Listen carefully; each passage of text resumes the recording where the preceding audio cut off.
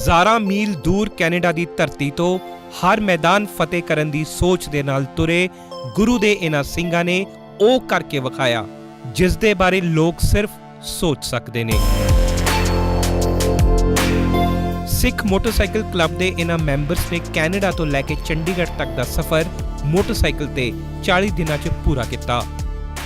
ਸ਼੍ਰੀ ਗੁਰੂ ਨਾਨਕ ਦੇਵ ਜੀ ਦੇ 550 ਸਾਲਾ ਸ਼ਤਾਬਦੀ ਵਰ੍ਹੇ ਦੇ ਮੌਕੇ ਤੇ ਮੋਟਰਸਾਈਕਲ ਕਲੱਬ ਦੇ ਇਹ ਸਿੰਘ ਗੁਰੂ ਜੀ ਦਾ ਮੈਸੇਜ ਲੋਕਾਂ ਤੱਕ ਪਹੁੰਚਾਉਣ ਦੇ ਮੰਤਵ ਨਾਲ ਉੱਥੋਂ ਰਵਾਨਾ ਹੋਏ। ਅਸੀਂ ਗੁਰੂ ਨਾਨਕ ਸਾਹਿਬ ਦਾ 550 ਸਾਲਾ ਸ਼ਤਾਬਦੀ ਸੀ ਜੀ, ਇਹ ਪ੍ਰਕਾਸ਼ ਦਿਹਾੜੇ ਦੀ। ਅਸੀਂ ਗੁਰੂ ਨਾਨਕ ਸਾਹਿਬ ਦੇ ਜੋ 3 ਮੁੱਖ ਸਾਨੂੰ ਉਹਨਾਂ ਨੇ ਸਿਧਾਂਤ ਬਖਸ਼ੇ ਨੇ, ਜਿਨ੍ਹਾਂ ਨੂੰ ਮੈਂ ਸਿੱਖੀ ਦੇ 3 ਪਿਲਰ ਵੀ ਕਹਿ ਸਕਦਾ ਜੀ, ਕਿਰਤ ਕਰੋ, ਨਾਮ ਜਪੋ, ਵੰਡ ਛਕੋ। ਅਸੀਂ ਉਸ ਸਿਧਾਂਤ ਨੂੰ ਹੀ ਨਾਲ ਲੈ ਕੇ ਚੱਲੇ ਸੀ। ਜਿੱਥੇ ਵੀ ਅਸੀਂ ਰੁਕੇ ਆ, ਹੋਟਲ ਵਿੱਚ ਠਹਿਰੇ ਆ, ਬ੍ਰੇਕਫਾਸਟ ਰੈਸਟੋਰੈਂਟ ਵਿੱਚ ਗਏ ਆ, ਅਸੀਂ ਕਿਤੇ ਵੀ ਰਾਈਡ ਕਰ ਰਹੇ ਸੀ, ਕਿਤੇ ਵੀ ਰੁਕਣ ਦਾ ਮੌਕਾ ਮਿਲਿਆ, 4 ਸੱਜਣ ਮਿਲੇ, ਅਸੀਂ ਉਹਨਾਂ ਦੀ ਹੀ ਵਿਸਤਾਰ ਸਾਰਿਆਂ ਦੇ ਨਾਲ ਸਾਂਝੀ ਕੀਤੀ ਹੈ ਜੀ। ਉਸ ਤੋਂ ਬਿਨਾਂ ਅਸੀਂ ਦਸਤਾਰਾਂ ਸਜਾ ਕੇ ਚੱਲ ਰਹੇ ਸੀ, ਬਾਈਕ ਦੇ ਉੱਪਰ ਜਾ ਰਹੇ ਹਾਂ, ਖੁੱਲ੍ਹੇ ਵਿਚਰ ਰਹੇ ਹਾਂ। ਆਪਣੇ ਆਪ ਵਿੱਚ ਇੱਕ ਪ੍ਰਚਾਰ ਹੈ ਜੀ। ਜਿੱਥੋਂ ਅਸੀਂ ਲੰਘ ਰਹੇ ਸੀ ਲੋਕ ਮੁੜ ਕੇ ਵੇਖਦੇ ਨੇ, ਜਿੱਥੇ ਖੜਦੇ ਆ ਕੋਲੇ ਸਾਡੇ ਲੋਕੀ ਆ ਕੇ ਖੜ ਜਾਂਦੇ ਸੀ, ਪੁੱਛਣ ਲੱਗ ਪੈਂਦੇ ਸੀ ਕਿੱਧਰੋਂ ਆਏ ਆ, ਕਿੱਥੇ ਜਾ ਰਹੇ ਆ, ਕੀ ਪਰਪਸ ਆ। ਤੇ ਇਸ ਦੇ ਨਾਲ ਜੋ ਸਾਡਾ ਮੁੱਖ ਮੰਤਵ ਸੀ ਇਸ ਰਾਈਡ ਦਾ, ਖਾਲਸਾ ਏਡ ਇੰਟਰਨੈਸ਼ਨਲ, ਉਹਦੀ ਅਵੇਅਰਨੈਸ ਤੇ ਉਹਦੇ ਲਈ ਫੰਡ ਇਕੱਤਰ ਕਰਨੇ। ਸਿੱਖ ਮੋਟਰਸਾਈਕਲ ਕਲੱਬ ਦੇ ਇਹ 6 ਮੈਂਬਰਾਂ ਨੇ ਸਿਰ ਤੇ ਦਸਤਾਰ ਸਜਾਈ 22 ਮੁਲਕਾਂ 'ਚੋਂ ਗੁਜ਼ਰ ਕੇ ਇਸ ਰਾਈਡ ਨੂੰ ਮੁਕੰਮਲ ਕੀਤਾ। ਭਾਵੇਂ ਯੂਰਪ ਹੋਵੇ ਜਾਂ ਈਰਾਨ, ਇਹ ਜਿੱਥੇ ਵੀ ਗਏ ਉਹਦੇ ਬਸ਼ਿੰਦਿਆਂ ਨੇ ਬਾਹਾਂ ਖੋਲ੍ਹ ਕੇ ਇਹਨਾਂ ਦਾ ਸਵਾਗਤ ਕੀਤਾ ਤੇ ਇਹਨਾਂ ਦੇ ਜਜ਼ਬੇ ਨੂੰ ਸਲਾਮ ਕੀਤਾ। ਇਸ ਕਲੱਬ ਦੇ ਮੈਂਬਰਸ ਜਤਿੰਦਰ ਸਿੰਘ ਦਾ ਕਹਿਣਾ ਹੈ ਕਿ ਜਿਸ ਤਰ੍ਹਾਂ ਦਾ ਪਿਆਰ ਤੇ ਖਲੂਸ ਉਹਨਾਂ ਨੂੰ ਪਾਕਿਸਤਾਨ ਤੋਂ ਮਿਲਿਆ, ਉਹ ਹਮੇਸ਼ਾ ਉਸ ਦੇ ਰਿਣੀ ਰਹਿਣਗੇ।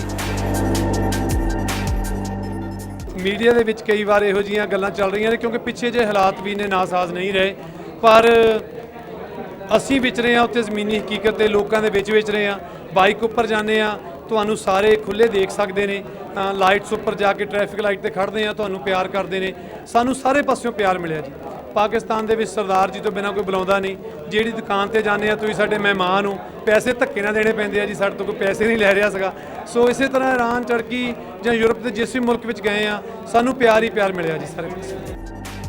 ਬਾਈਕ ਉੱਤੇ ਸਵਾਰ ਹੋ ਕੇ ਹਿੰਦੁਸਤਾਨ ਪਹੁੰਚਣ ਤੋਂ ਬਾਅਦ ਅੱਜ ਇਹਨਾਂ ਸਿੰਘਾਂ ਨੂੰ ਹਰ ਪਾਸਿਓਂ ਮੁਬਾਰਕਾਂ ਤੇ ਸਿਫਤਾਂ ਮਿਲ ਰਹੀਆਂ ਨੇ। ਪਰ ਇਸ ਸਫ਼ਰ ਨੂੰ ਪੂਰਾ ਕਰਨਾ ਇੰਨਾ ਸੌਖਾ ਨਹੀਂ ਸੀ ਜਿੰਨਾ ਇਹ ਸੁਣਨ 'ਚ ਲੱਗ ਰਿਹਾ। ਥਾਂ-ਥਾਂ ਔਕੜਾਂ ਭਰੀਆਂ ਰਾਵਾਂ ਸਨ। ਰਸਤੇ 'ਚ ਇਹਨਾਂ ਨੂੰ ਬਰਫੀਲੇ ਤੂਫਾਨ ਤੋਂ ਲੈ ਕੇ ਜਵਾਲਾਮੁਖੀ ਦੀ ਤਪਿਸ਼ ਤੱਕ ਦਾ ਸਾਹਮਣਾ ਕਰਨਾ ਪਿਆ, ਪਰ ਵਿਸ਼ਵਾਸ ਟਸ ਤੋਂ ਮਸ ਨਾ ਹੋਇਆ। ਇਹ ਨੈਚੁਰਲੀ ਆ ਜੀ ਕਿ ਜਦੋਂ ਆਪਾਂ ਆਮ 4 ਵੀਲਰ ਵਿੱਚ ਜਾਂ ਕਿਸੇ ਕਾਰ ਵਿੱਚ ਆਪਾਂ ਰਾਈਡ ਕਰਦੇ ਆ ਤੇ ਸਾਡੇ ਸਿਰ ਉੱਤੇ ਰੂਫ ਹੁੰਦੀ ਹੈ, ਮੂਹਰੇ ਵਿੰਡਸ਼ੀਲਡ ਲੱਗੀ ਹੁੰਦੀ ਹੈ, ਈਜ਼ੀ ਹੁੰਦਾ ਜੇਕਰ ਅਸੀਂ 2 ਜਾਣੇ ਆ ਤੇ ਇੱਕ ਬੰਦਾ ਆਰਾਮ ਵੀ ਕਰ ਸਕਦਾ ਜੀ। ਪਰ ਜੋ ਸਾਡਾ ਸਫ਼ਰ ਸੀ ਇਹ ਮੋਟਰਸਾਈਕਲ ਦੇ ਉੱਪਰ ਸੀ, 2 ਵੀਲਰ ਹੈ, ਸਾਨੂੰ ਆਲ ਦਾ ਟਾਈਮ ਐਕਟਿਵ ਰਹਿਣਾ ਪੈਂਦਾ ਜੀ। ਤੁਸੀਂ 1 ਮਿੰਟ ਲਈ ਵੀ ਸੁਸਤ ਨਹੀਂ ਪੈ ਸਕਦੇ।